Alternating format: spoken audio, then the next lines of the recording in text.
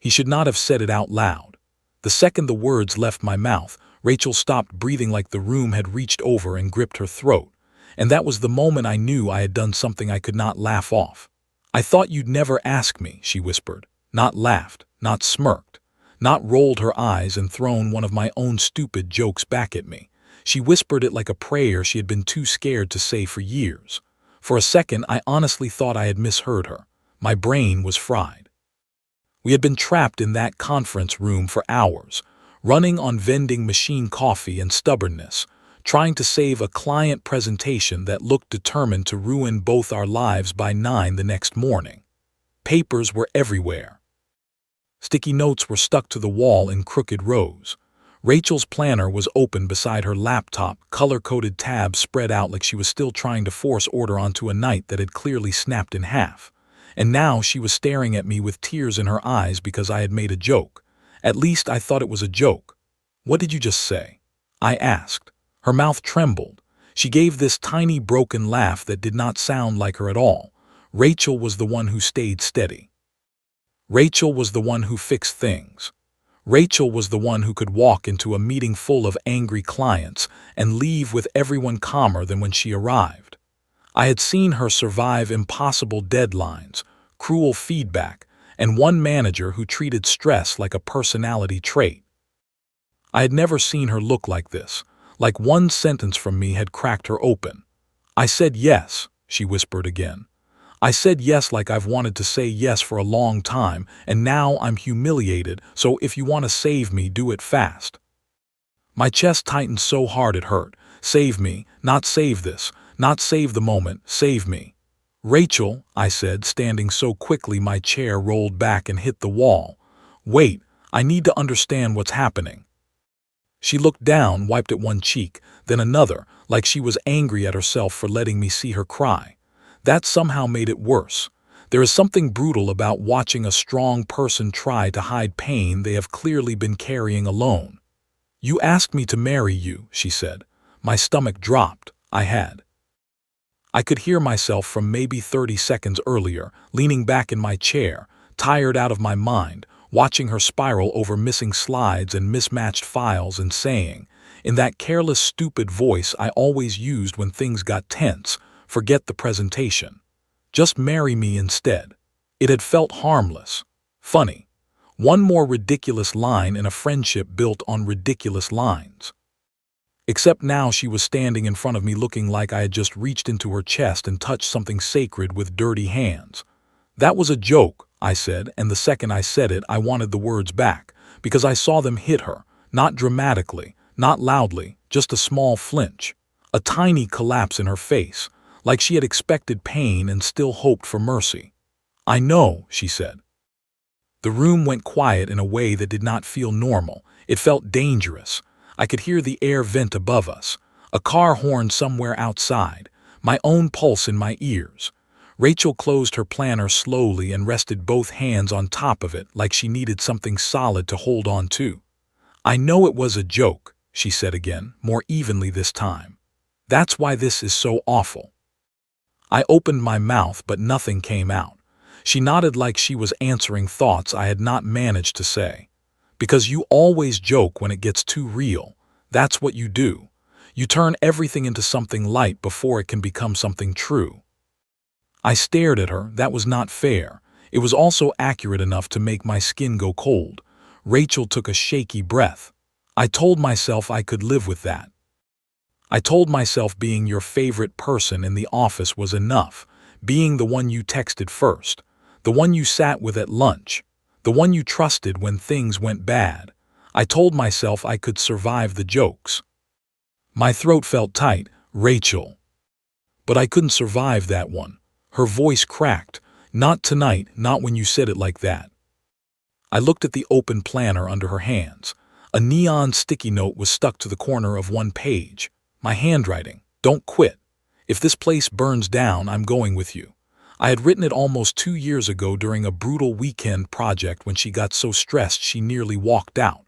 I remembered slapping that note onto her planner to make her laugh.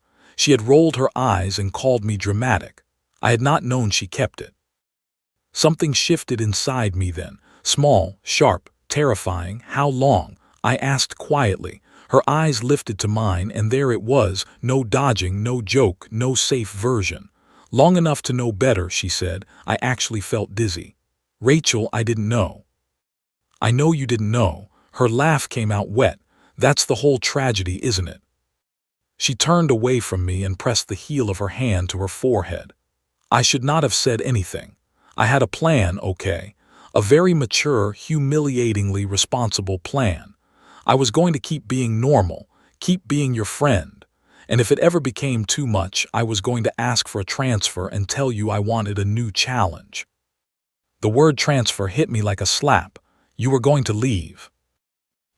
She shrugged, but her shoulders shook when she did it. What was I supposed to do? Keep smiling every time you talked about some terrible date? Keep pretending it didn't hurt when you called me your emergency contact person like that was a normal thing to say to someone you weren't in love with? I blinked. I called you that because you are. She looked at me then, really looked at me. Do you hear yourself? No, I didn't. Or maybe I did, and that was the problem. Suddenly moments started rising in my head without permission. Her bringing me coffee without asking what I wanted because she already knew.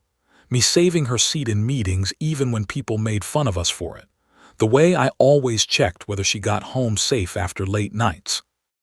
The weird tight feeling in my chest anytime some guy from another department hovered near her desk too long. The stupid, unreasonable relief I felt every time one of her dates went nowhere. I had explained all of it away. Concern, habit, friendship, comfort, safe words, small words, coward words. I thought if I loved you quietly enough, Rachel said, voice shaking again, I could keep you. That sentence went straight through me. I did not move. I did not speak.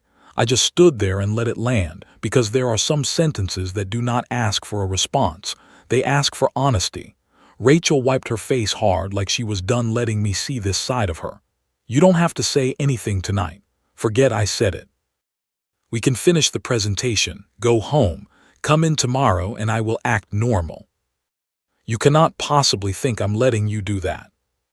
She smiled then, but it was tired and sad and far too brave. You don't get to stop me. That's the beauty of humiliation. Once you survive it, you realize there isn't much left to fear.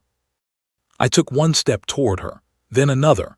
My whole body felt wrong, too hot, too awake, like some locked door inside me had been kicked open and I was still standing there staring at the splintered frame. Rachel, I said, and my voice came out rougher than I expected. I need you to answer one thing. She swallowed, okay. If I had never made that joke tonight, if I had stayed blind. I paused, because the next words scared me more than I wanted to admit. Would you really have walked away from me? Her face crumpled in a way I will never forget. Yes, she whispered, because staying was starting to break my heart. That should have been the moment everything became clear. Instead, it was the moment I realized I had not just missed her feelings. I had missed my own. And once that thought entered the room, it would not leave. I had spent 3 years calling Rachel the safest part of my life. And somehow I had never stopped to ask why losing her felt worse than losing anything else. She was standing a few feet away from me, arms wrapped around herself, trying to look composed after admitting something that had clearly cost her more than I could understand. And all I could think was that she had just said she was willing to leave me to survive me. That was not friendship, not the kind I had been pretending this was. That was love pushed so hard into silence it had started turning into pain. Say something, she said softly. I looked at her and realized the truth had already started before I was ready for it. My body knew before my pride did. My heart knew before my logic did. Because the second she said she might have left, something inside me had gone into full panic. Not annoyance, not sadness, panic. I had this sudden, awful picture of coming into work and not seeing her at her desk. No coffee cup with her neat handwriting on the lid. No sarcastic good morning text when I was running late. No Rachel in the conference room after a brutal meeting, leaning back in her chair and telling me we would survive this place out of spite. No Rachel. The thought made me feel sick. I don't know what to say, I admitted. She nodded once like she had expected that. That's fine. No, it's not. I took another step toward her. Because if I don't say the right thing right now, I think I could ruin something that matters more to me than I understood. Rachel's eyes searched my face, careful and wounded. Please don't say something just because I'm crying. That hit harder than I expected, not because she was wrong to say it, because it meant she had thought this through.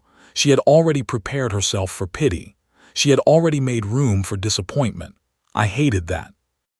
I'm not, I said. I'm trying to catch up to something that apparently everyone but me understood. A tiny breath left her. Not a laugh, not quite relief, just sound. I ran both hands over my face and turned away for a second. The conference room suddenly felt too bright, too close. On the far side of the table, one of the slides was still projected onto the screen. Quarterly revenue summary, blue bars, bullet points, corporate nonsense. It looked ridiculous now, like a joke from another universe where my life had not just split open. When I turned back, Rachel was still holding herself like she expected impact. That more than anything made me move. I crossed the space between us slowly, careful enough that she could stop me if she wanted. When I got close, I stopped. Can I ask you something? She nodded. Why didn't you tell me sooner? Her eyes dropped to the planner in her hands. Because I liked being your person too much to risk not being anything at all. I closed my eyes for 1 second. There it was again, that devotion, that quiet, brutal loyalty she had built a life around while I stood inside it calling it normal. She brushed a thumb across the edge of the planner cover. And because you never looked at me like a man looks at a woman he wants, you looked at me like home, which was beautiful, but also confusing. I stared at her because that word landed somewhere deep. Home, not exciting, not temporary, not convenient, home. You were home, I said before I could stop myself. Rachel's head lifted. And now that I had said it, I could not pretend it was accidental, not even to myself. You still are, I said more quietly. That's the problem, or maybe not the problem, maybe the answer. She went very still. The air between us changed again, not solved, not safe, but honest. I took a breath. Can I tell you something awful? Her mouth trembled like she was trying not to hope too much. You can tell me anything. I think I've been lying to myself for a long time. Rachel said nothing. So I kept going, because if I stopped now, I knew I would retreat into jokes and half-truths, and I could not do that to her again. I think every time I told myself you were just my closest friend, what I really meant was that you were too important for me to risk naming correctly. My voice sounded strange to my own ears, raw. And I think every time I joked about us being married when we were old or running this place together or being each other's emergency contact forever, some part of me was trying to say something I was too scared to say directly. Rachel blinked fast like she was trying to keep tears from spilling again. You're serious? Yes. You're not just overwhelmed. I am overwhelmed, I said, but that doesn't make it untrue. She let out a shaky breath and sat down suddenly, like her legs gave up before her heart did. I sat across from her, not because I wanted distance, but because I needed to see her clearly. For a few seconds, neither of us spoke. Then Rachel laughed once under her breath. This is so unfair. What is? I spent 2 years rehearsing this in my head.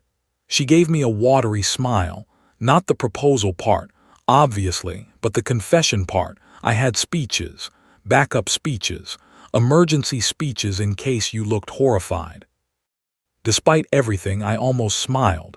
Emergency speeches. She nodded and wiped at her face again. I'm Rachel. I make plans for disasters.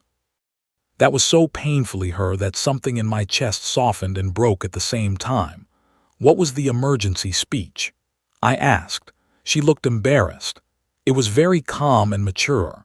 I was going to say I valued our friendship too much to pressure you, and I would request space if needed, and I hoped eventually we could rebuild whatever felt safe.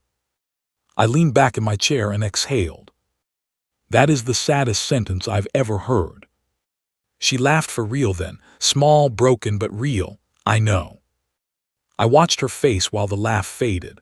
Watched the exhaustion, the fear, the tenderness she was still trying not to hand me too openly. And then another memory hit me, one from last winter.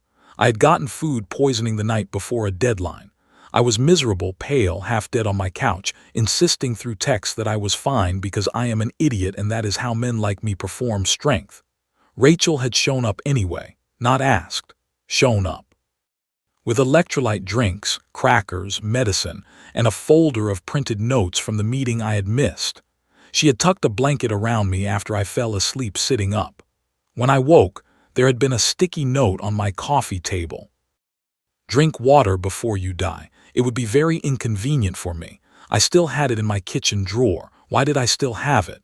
Why had I kept that stupid note? Because I knew, maybe not in words, maybe not in a brave, adult way, but somewhere under all my caution and all my fear I knew exactly who she was to me. I kept your note, I said. Rachel frowned a little. What note? The one from when I was sick, about how dying would be inconvenient for you. Her expression changed, softer, surprised. You kept that? It's in my kitchen drawer. Why? I almost answered automatically, because it made me laugh, but that would have been another coward answer. Instead I said, because it felt like something I didn't want to lose. She looked down at the table. Oh. I leaned forward. Rachel, I need to say this badly, so just let me say it badly. Her fingers tightened around a pen. Okay. I don't know why it took me this long. Maybe because you became part of my life so slowly it stopped feeling dramatic. Maybe because loving you looked so much like depending on you that I convinced myself it was just friendship. Maybe because you mattered enough to scare me. My voice dropped on that last sentence because it was true. She mattered enough to scare me, not because she was risky, because she was real. I think I built my whole emotional life around you, I said, and then I acted surprised when no one else fit. Rachel stared at me like she did not trust herself to breathe. I went on. Every date I've gone on in the last few years, I left comparing them to you. Every time something happened, good or bad, you were the first person I wanted to tell. Every time you were upset, it ruined my whole day. And every time another guy paid too much attention to you, I found a reason to hate him. That last part made one corner of her mouth twitch. You did hate Kevin from accounting. He pronounced your name wrong on purpose. I stand by that. Rachel gave a tearful little laugh. He really did. I was jealous, I said. Her smile vanished. Not because she was upset, because now we were there in the center of it. I didn't call it that, I said. I called it concern. I called it protectiveness. I called it being a good friend. But friends don't sit awake at midnight wondering whether the person they care about got home safe from a date, and then feel relieved when the date goes badly. Rachel's breathing hitched. Friends don't hear the word transfer and feel like the floor just disappeared, I said. And friends definitely don't joke about marriage because apparently their mouth gets honest before their brain does. Her eyes filled again. I stood this time and came around the table before I could overthink it. I stopped in front of her chair.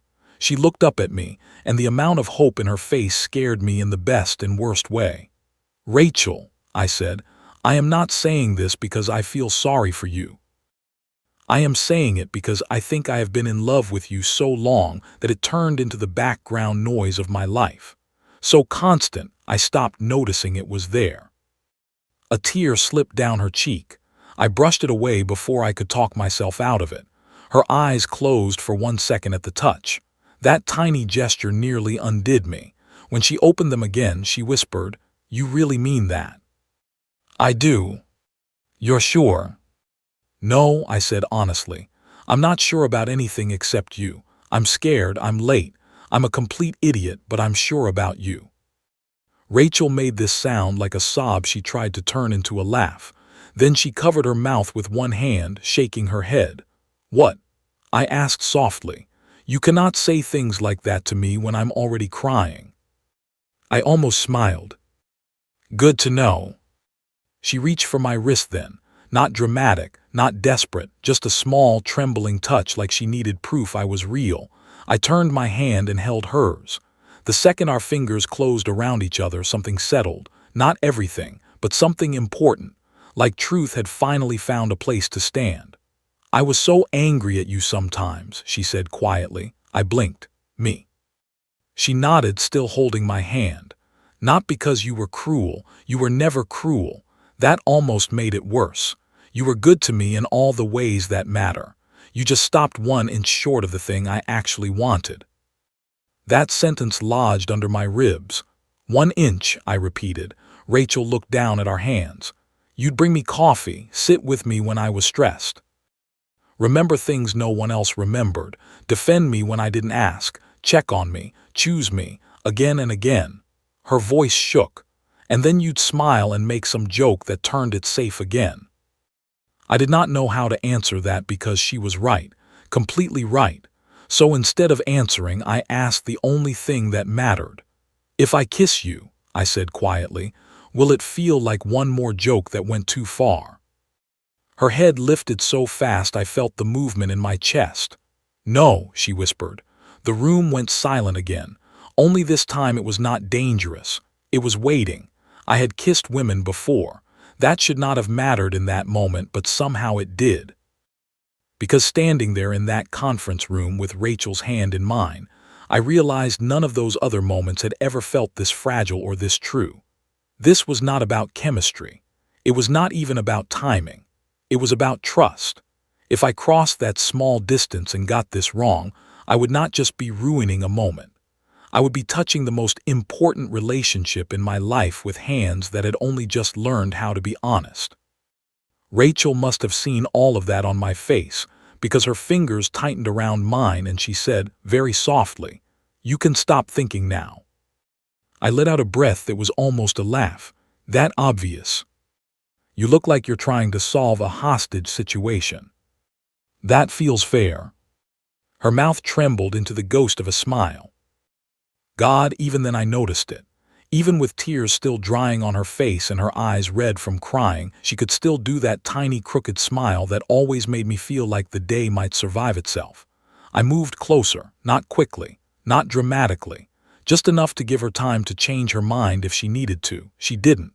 Rachel tipped her face up a little, still watching me like hope hurt and she had decided to risk it anyway. And then I kissed her, soft at first, careful. The kind of kiss built more from question than certainty. But the second she kissed me back, something inside me went quiet. Not my thoughts. Those were still spinning. Something deeper. Some old resistance. Some fear I had been hiding behind jokes and routines and safe little names. It just loosened and let go. Her free hand came up to my chest, fingers curling lightly against my shirt. Not pulling, not rushing, just there. Like she had waited so long for this and still wanted to make sure I was not going anywhere. When we finally pulled apart, neither of us moved very far. Rachel looked stunned. I probably looked worse. Well, she whispered. I huffed out a laugh. Yeah, that. A tear slipped down her face and she laughed at the same time, which should have looked messy. But on her, it just looked honest. I cannot believe this is how this happened. In our defense, I said, we were under extreme emotional and spreadsheet-related stress. She actually smiled then. Full smile, tired, shaky, beautiful. That is not a defense. It's all I've got. For a second we just stood there smiling at each other like two people who had missed a door for years and were now staring at it open. Then Rachel's face changed. Not closed off, not scared exactly, just thoughtful. That scared me more. What? I asked. She stepped back half a pace, still holding my hand but now looking at me with the practical part of herself fully awake. The part that made lists and contingency plans and backup lists for the contingency plans. This is real now, she said. I nodded, yeah. And that means we need to be honest about what comes next before we get swept up in this, and pretend the rest does not exist. Of course you would say that right after our first kiss. Of course, the woman I had accidentally proposed to in a conference room would immediately start managing the emotional fallout with the precision of a crisis coordinator. And somehow, instead of killing the moment, it made me love her more. "Okay," I said. "Tell me." Rachel let go of my hand and hugged her arms around herself again, not because she was pulling away, I realized, but because this was hard. She had already done the brave part once tonight, maybe 3 times. "We work together," she said, "closely, every day. We are already known as a pair in that office." "That is true. And if this goes badly," she stopped there. I felt the words like a hand around my throat. "It won't." She looked at me with too much history for blind optimism. "You can't promise that." I hated it, but she was right, so I tried again. "I can promise I'm not treating this lightly." "I know," her voice softened. "That's what makes this harder." I frowned harder. Rachel looked at the planner on the table, then back at me. "If you were reckless, this would be simple. I could tell myself you got caught in a moment and I was stupid enough to believe it. But you're not reckless, not with people you care about. Which means if you're here, saying this, kissing me like that." Her voice thinned for a second. "Then I know you mean it, and that makes me want it too much." That sentence almost knocked the breath out of me. I stepped closer again. "Rachel." "No, let me finish." She held up one hand and I stopped. "I have wanted this for so long that I do not trust myself to be reasonable. If we do this, I'm all in.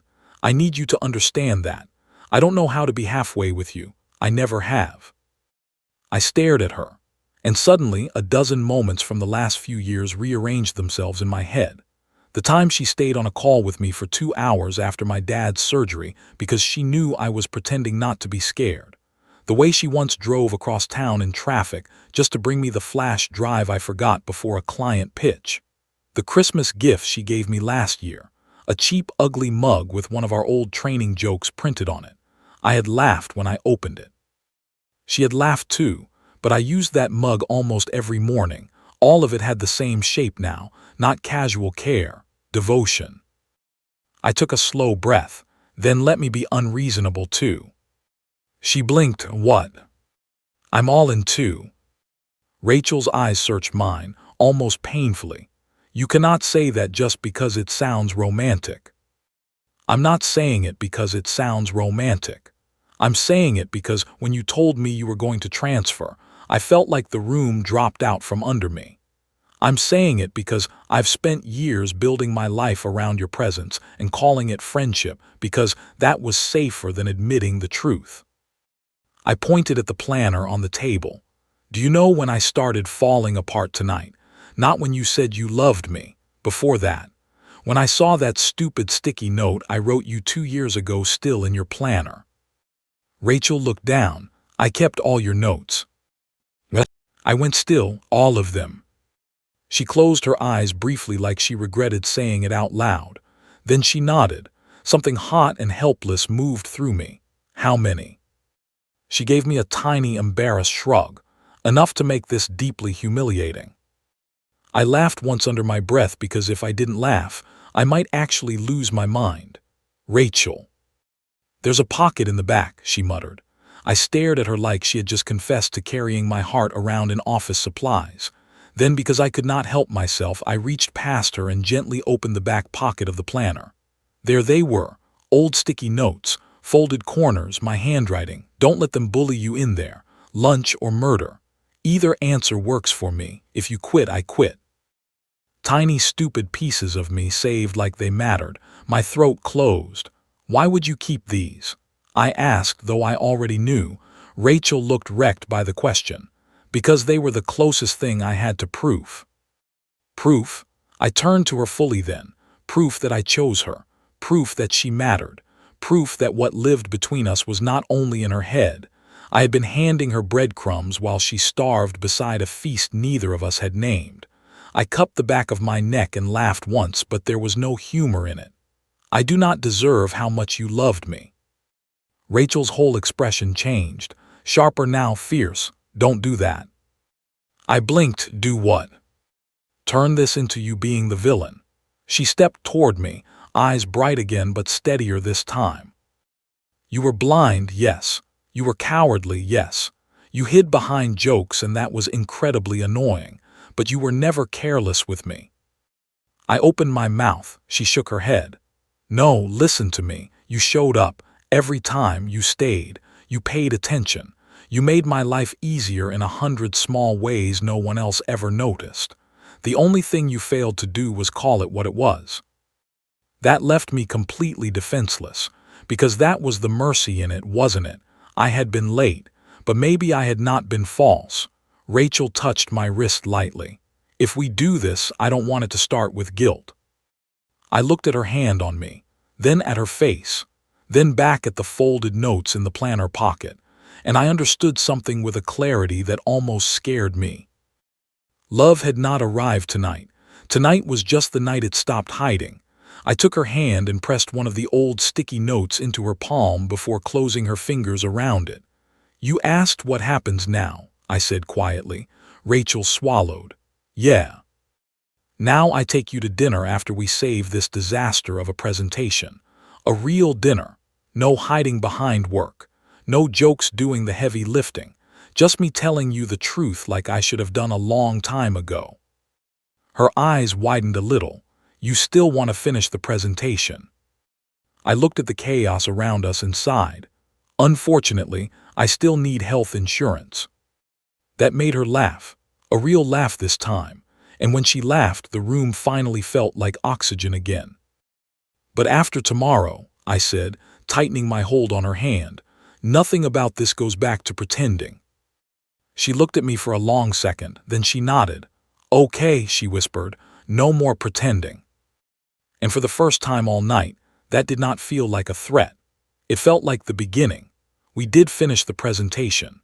I would love to tell you we threw responsibility into the trash, kissed until midnight, and let the clients deal with their own quarterly projections. But that is not who Rachel and I were. So we sat back down, side by side this time, and rebuilt the missing section like two people trying to act normal while absolutely nothing about them was normal anymore. It was impossible. Every time our shoulders brushed, my brain forgot numbers.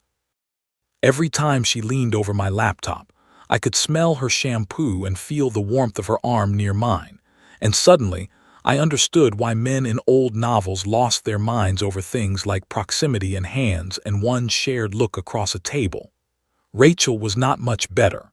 Usually when we worked together, she was sharp and fast and annoyingly efficient.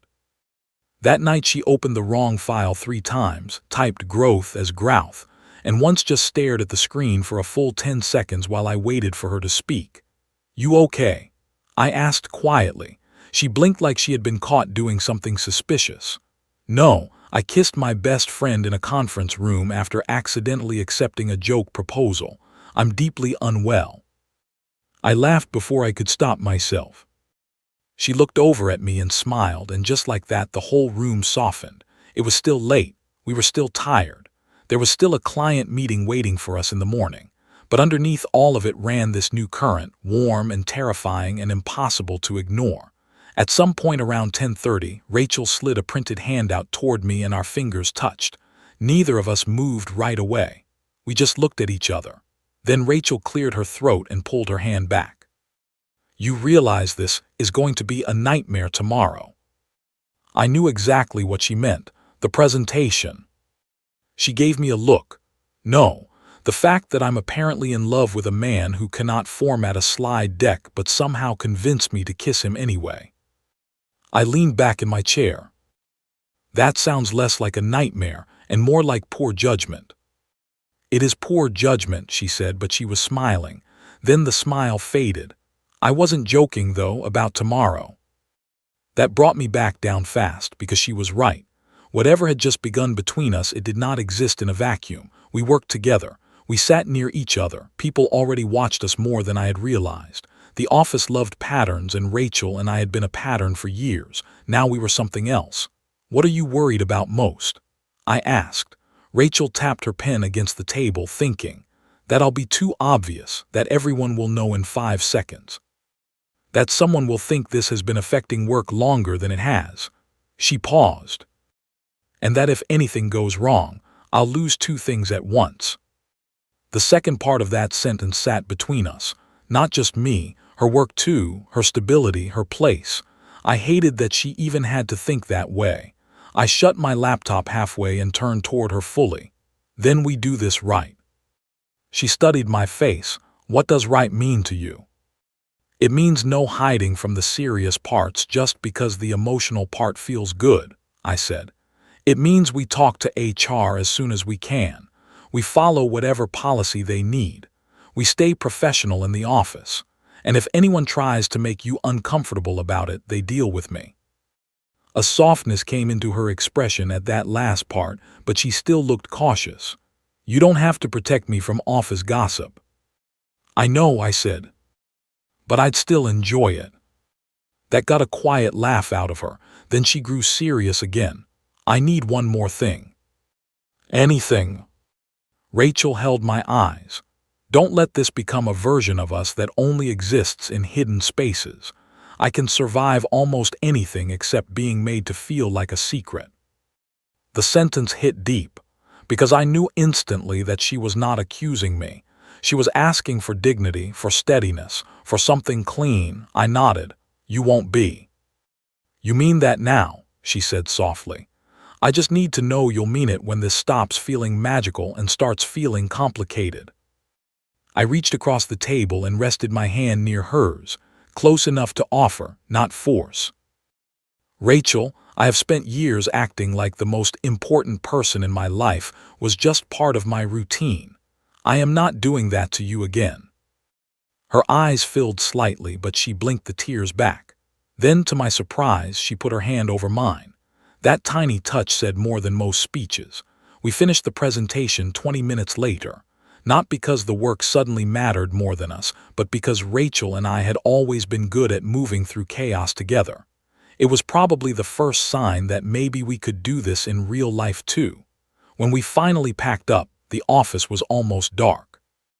Most lights had shut off automatically, except for the strip above the hallway and the emergency lights near the elevators. Rachel slipped her planner into her bag carefully like it held something fragile. It did. We walked out together in silence at first, not awkward silence, just full silence, the kind that comes when too much has happened for words to keep up. At the elevator, Rachel looked over at me. So, dinner after the presentation. Still happening. You're not backing out when daylight hits. I turned to face her completely, not a chance. She searched my face for a second like she was checking for cracks, then she nodded once. Okay. The elevator doors opened. We stepped inside, empty, quiet, too close. Halfway down, Rachel leaned lightly against the wall and looked at me with that unreadable expression she used to wear in meetings when she knew something I didn't. What? I asked. She shook her head.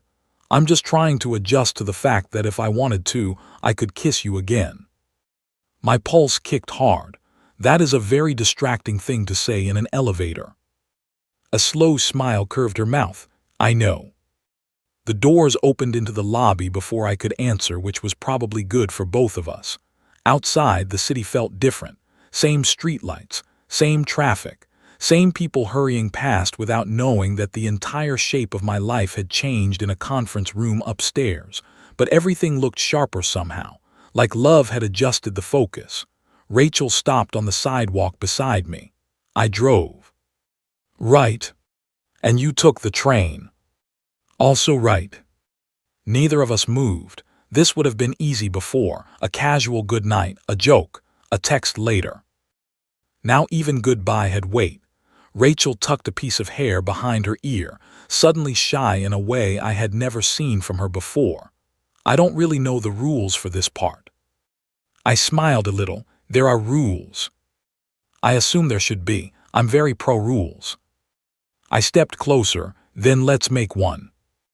Okay. No disappearing into your head tonight, and deciding this was a mistake before morning. Her expression softened. That was exactly what I was planning. I know. She exhaled, almost smiling. You know me too well. I looked at her for a long moment. That's kind of the whole thing, isn't it?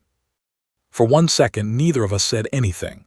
Then I lifted a hand and brushed my fingers gently along her cheek. Her eyes closed, just briefly. But it was enough to undo me. "This is not a mistake," I said. "Complicated, yes. Bad timing, maybe. A little insane, definitely, but not a mistake." Rachel opened her eyes and held my gaze. "Okay. Okay. Okay," she repeated, steadier now. "I'll stop trying to ruin it before it starts." I smiled. "That's all I ask." She stepped in then and kissed me once. Quick, soft, certain. When she pulled back, she looked calmer than she had all night. "Good," she said. "Now I can survive until tomorrow."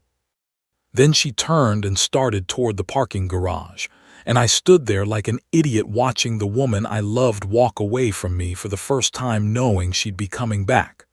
I did not sleep much that night. Not because I was anxious exactly. Because every time I closed my eyes, I saw Rachel in that conference room looking at me like hope had finally gotten tired of hiding.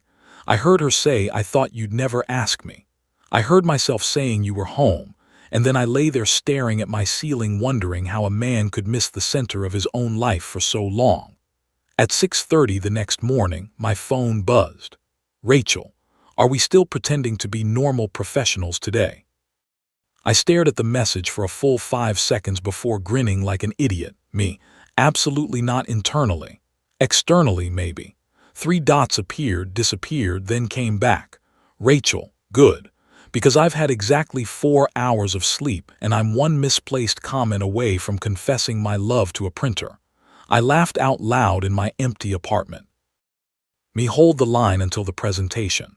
Then I'm taking you to dinner like a responsible man who definitely did not accidentally propose in a conference room." "Rachel, you did. We need to live with that." "Me, I'm trying." "Rachel, see you in 40. And Ethan." "Me, yeah." "Rachel, don't chicken out in daylight." That one sat in my chest after the screen went dark, because she had every right to ask that. Night changes people. Exhaustion changes people. A late confession in a half-empty office can feel like its own sealed universe. Morning is what tests whether truth still wants to stay, so I showed up early. Not accidentally. Not out of habit. Deliberately.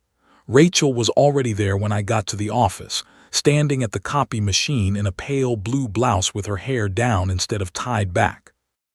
I had seen her hair down plenty of times before, at dinners after work, on weekends, at random coffee runs when she had given up pretending she cared. But that morning it hit me differently. Not because she looked unfamiliar, because she looked known. She turned when she heard my footsteps, and for 1 second something unguarded crossed her face, relief maybe, or fear dissolving. Then she gave me a small, careful smile. "Morning," she said. "Morning." That was all. No dramatic scene. No touching. No trying to turn the copy room into some secret romance movie. Just 2 people standing in the bright, ugly reality of work, looking at each other with a truth no one else could see yet.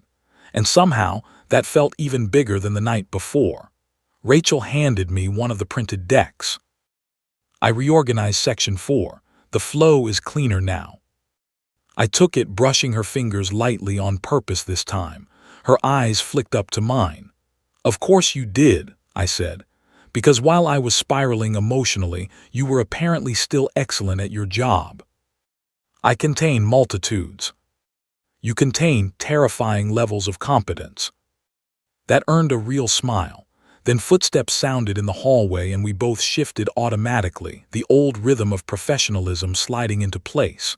A coworker from operations walked in, gave us both a nod, and started fighting with the coffee machine. Rachel glanced at me without moving her head. I knew that look. Behave. I looked down at the papers to hide my smile. The presentation started at 9. It went perfectly. That part still amazes me a little, considering neither of us had enough sleep, and both of us were trying very hard not to think about the fact that less than 12 hours earlier we had been kissing in a conference room after detonating our entire friendship. But maybe that was the strange beauty of us. We had always worked well together, not in spite of our connection. Because of it. Rachel handled the opening with her usual calm confidence. I took over the financial section. She stepped in smoothly when one of the clients asked a question that could have tripped me up. I backed her up later when the conversation turned technical. We moved like we always had, except now I understood why it had always felt so natural. It was trust, not built in a weekend, built in years. When the meeting ended, the clients looked pleased, our manager looked relieved, and I felt like I had just survived a public test without anyone realizing what the actual stakes had been. As people started gathering their things, our manager stopped by the table and said, "Nice work, you two. I don't know what I'd do without my favorite duo." Rachel and I both froze for half a second. It was tiny, probably invisible to anyone else, but to me it felt like someone had tossed a lit match into dry grass. Our manager kept talking, thankfully unaware. "Seriously, if I could clone your teamwork, I'd retire happy." Then he walked away. Rachel let out one quiet breath and started stacking folders with more focus than necessary. I leaned closer. "You okay?" "Ma'am." That sounded unconvincing. She kept her eyes on the folders. "I know." We carried the materials back to the conference room in silence. Once the door shut behind us, Rachel set the stack down and pressed both palms against the table. "Favorite duo," she said flatly. I nodded. "Yeah." She looked at me. "This is exactly what I was afraid of. People already think in terms of us. They have for a while." I moved closer but kept space between us. "Then we tell HR today." Her brows lifted. "Today?" "Yes." Rachel searched my face. "You're serious?" "I told you I was done pretending." She turned away slightly, thinking, it might make things more real. I almost laughed, but there was too much tenderness in that sentence to turn it into a joke. "Rachel, you cried in front of me, confessed you loved me, kissed me, and threatened to transfer because staying was breaking your heart. I promise you, it is already real." That pulled a breathless little laugh out of her. Then she looked at me again, and there was that same careful vulnerability from the night before. "And you're still here?" "Yes." "In daylight?" "Yes." "At work?" "Yes." She swallowed. "Okay." I tilted my head. "Okay." "Okay, we tell HR." There are moments in life that do not look romantic at all, but somehow carry more commitment than flowers or candlelight. Walking to human resources beside Rachel at 10:30 in the morning, while both of us pretended not to care who saw us, was one of those moments. We were not running toward fantasy. We were choosing reality. HR was exactly as unglamorous as you would expect. Beige walls, a bowl of wrapped mints, a framed poster about workplace respect that had probably not moved in 10 years. The woman we spoke to, Linda, listened with the expression of someone who had handled stranger situations before lunch. She asked if there was any reporting line between us. No. Any performance review influence? No. Any concern about favoritism on current projects? No. She explained the disclosure process, the professional conduct expectations, the paperwork. Rachel asked thoughtful questions. I signed where they told me to sign. It was calm, efficient, almost boring, and that normality did something profound to me. It made this feel solid, not secret, not reckless, not stolen. Solid. When we stepped back out into the hallway, Rachel looked lighter somehow. Not because all the complications were gone. They were not. But because we had just taken the first hard step into the real version of this. She looked at me and shook her head a little. "This is probably the least romantic milestone in relationship history." "I don't know," I said. "Nothing says commitment like compliance paperwork." That made her laugh, and this time she did not lower it or hide it. A couple of people down the hall glanced at us. Nothing dramatic, just the kind of office glance that notices more than it says. Rachel noticed too. I could feel her tense for a second, so I did the simplest thing in the world. I stood beside her and did not move away. No touching. No announcement. No performance. Just presence. Her shoulders loosened. That was when I understood something else about love. Sometimes the most romantic thing you can do is refuse to act embarrassed by the person who matters to you. At lunch, I brought her coffee without asking. Not because it was unusual, because now I wanted her to know I knew what it meant. When I set it down at her desk, she looked at the lid and smiled. I had written on it, "No more jokes doing the heavy lifting." She read it, then looked up at me with a softness that nearly took me apart. "Dinner still on?" I asked. Rachel closed her hand around the cup like it was warm in more ways than one. "You'd better believe it." Then she lowered her voice and added, "And Ethan." "Yeah." Her smile was small but sure. "Thank you for not making me feel foolish in the morning." I looked at her for a long second. "You were never foolish," I said. "You were just brave before I was." And judging by the way her eyes changed, I knew that line was going to stay with her. Maybe forever. Rachel chose the restaurant. That should tell you almost everything you need to know about how the balance of power worked between us now. Not office power, not emotional power, just the simple truth that she had spent 2 years swallowing what she wanted, and I was done pretending her wants were small. So when she texted me an address at the end of the workday with no excuses, no rescheduling, no hiding behind deadlines, I did exactly what I was told. The place she picked was not fancy. That mattered. It was a quiet little Italian restaurant 3 blocks from the office, tucked between a bookstore and a dry cleaner, with soft yellow lights in the windows and a chalkboard menu outside. We had walked past it 100 times. We had even joked once that it looked like the kind of place people went right before making dramatic life choices. Turns out we were right. Rachel was already there when I arrived, sitting by the window with a glass of water in front of her, and that same planner beside her plate like it had become a witness to our entire relationship. She looked up when I walked in, and the smile that touched her mouth was small and private and so full of knowing that my chest tightened. Not because she looked different, because now I knew what I was seeing. I slid into the chair across from her. "You brought the planner on a date." Rachel glanced down at it and shrugged. "I considered leaving it at home, but then I remembered it contains years of emotional evidence." I laughed. "That is deeply incriminating." "You're the one who wrote most of the incriminating material." That was true, and somehow instead of embarrassing me, it made me feel strangely peaceful, because for the first time we were not pretending our history was casual. We were letting it count. A waiter came by, we ordered. Rachel got pasta she always claimed was too rich but ordered anyway. I got lasagna. By the time the waiter left, there was this soft pause between us that felt very different from the ones at work. No laptops, no deadlines, no fluorescent lights. Just us, finally stripped of all the reasons we used to keep it light. Rachel folded her hands together and looked at me. "So?" I smiled a little. "So?" Her eyes narrowed. "Do not make me do all the brave things twice." That got me. I leaned forward on my elbows. "Okay, then I'll start." She said nothing, but I could see the attention in her face sharpen.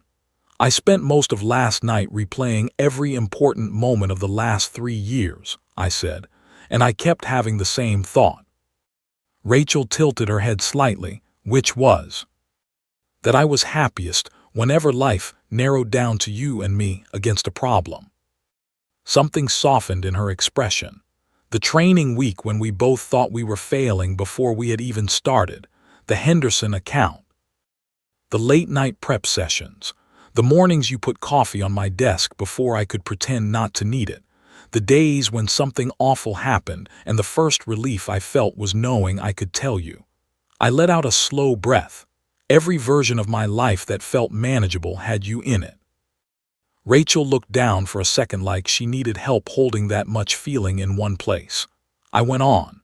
"And I think the reason I kept missing what was right in front of me is because loving you did not feel dramatic. It felt natural. It felt like breathing. So I treated it like background noise instead of the main thing." She lifted her eyes to mine again, and there were tears there already, though this time they did not look like pain. They looked like recognition. "I used to hate how easy we were," she admitted quietly. I blinked. "You hated it." "Not all of it." She smiled sadly. "I loved being with you. That was the problem. It was so easy to be close to you that I could almost pretend it was enough. And then you'd do something sweet without meaning to destroy me, and I'd remember that easy is not the same thing as named. That line sat with me. Easy is not the same thing as named. Rachel had always had a way of saying things cleanly without dressing them up too much. It was one of the reasons people trusted her at work. It was one of the reasons I trusted her everywhere. I'm naming it now, I said. She held my gaze. I know. No, I said more firmly. I mean properly, not as a reaction to last night. Not as some emotional panic because I almost lost you. Rachel went very still. I love you, I said. Not because you're there when things go wrong, not because we work well together, not because you've become part of my routine. I love you because when I picture the life I actually want, it has your laugh in it, your notes, your terrible ability to remember every detail I forget, your hand reaching for mine like it belongs there. My voice dropped a little. And I think I would have kept building every future around you without admitting it, if you hadn't finally been brave enough to stop me. Rachel covered her mouth with one hand, and I knew I had her, not in the sense of possession, in the sense of truth landing where it was supposed to land. When she lowered her hand, she looked wrecked in the most beautiful way. I practiced this conversation so many times, she whispered. I really did, in my car, in the shower, walking home. I had all these speeches prepared in case I ever lost control and told you the truth. She laughed shakily, and somehow none of them were for this version, the version where you say it back. I felt my throat tighten. That bad, huh? That impossible, she said. Our food arrived then, which would have been annoying under any other circumstances, but instead it somehow grounded the whole thing. Life has a strange way of continuing while your heart is reinventing itself. Plates were set down, water glasses refilled. The waiter left, completely unaware that he had just interrupted one of the most important conversations of my life.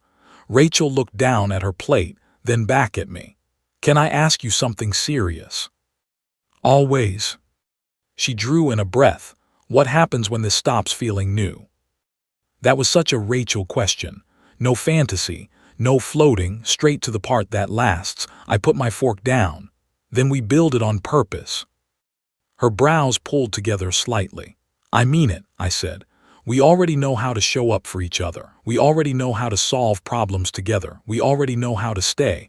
The only difference now is that we stop pretending this is accidental. I leaned back a little. When it stops feeling new, I think it starts feeling true in a different way. Less dizzy. More solid.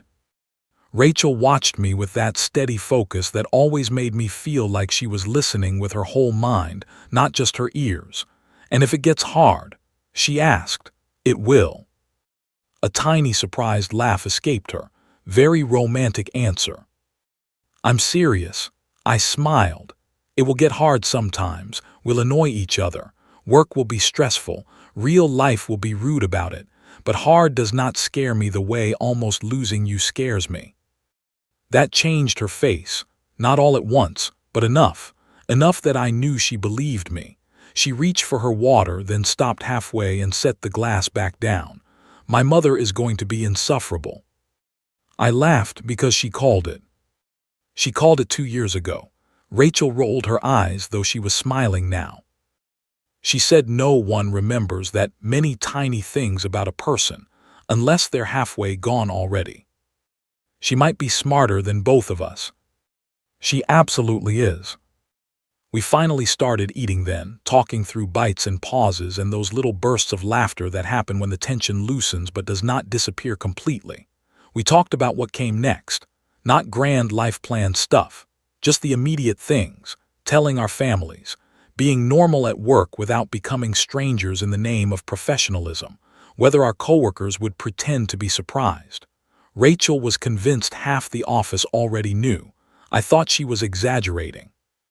Then our waitress came by near the end of the meal, smiled while refilling our water and said, "You two are adorable, by the way." You can always tell when people have been in love for a while before they admit it. Rachel nearly choked on her drink. The waitress moved on like she had not detonated us in public. I stared at Rachel. Rachel stared at me. Then both of us started laughing so hard people turned to look. "Half the office and now civilian witnesses," Rachel said, wiping under one eye. "This is humiliating. This is apparently a public service announcement." By the time we left the restaurant, the night air felt softer than it had any right to. We walked without rushing, side by side, the city moving around us like it always had. But now there was no invisible wall between our shoulders, no fake distance, no private ache pretending to be friendship. At the corner near her car, Rachel slowed. I turned to face her. For a second neither of us spoke. Then she reached into her bag, pulled out the planner, opened the back pocket, and slid out one of the sticky notes I had written years ago. It was creased at the edges from being kept too long. She handed it to me. I looked down and recognized it instantly. "If you quit, I quit." My chest went tight. Rachel watched my face as I read it. That was the day I knew I was in trouble. I looked up, because of a sticky note. "Because you said something reckless that sounded like loyalty." Her voice softened, and I realized no one had ever made me feel less alone in a room full of stress before. I held the note carefully between my fingers. Then I looked at her, really looked at her, and understood that love is not always one grand moment. Sometimes it is years of being chosen in quiet ways until one day someone finally says the truth out loud. So I stepped closer. Rachel tipped her face up, and this time when I kissed her it was not hesitant, not because the fear was gone, because the choice was clear. When we pulled apart, I rested my forehead lightly against hers and said the truest thing I knew. "You were never waiting for me to love you." Rachel's fingers tightened around the strap of her bag. What was I waiting for? I smiled. "You were waiting for me to catch up." Her eyes filled, but she was smiling too. And because some endings deserve a line strong enough to stay with people, I'll tell you this. Some loves do not begin when they are spoken. They begin in the thousand quiet ways two people refuse to let each other fall. And once Rachel and I finally named ours, nothing in my life felt accidental again.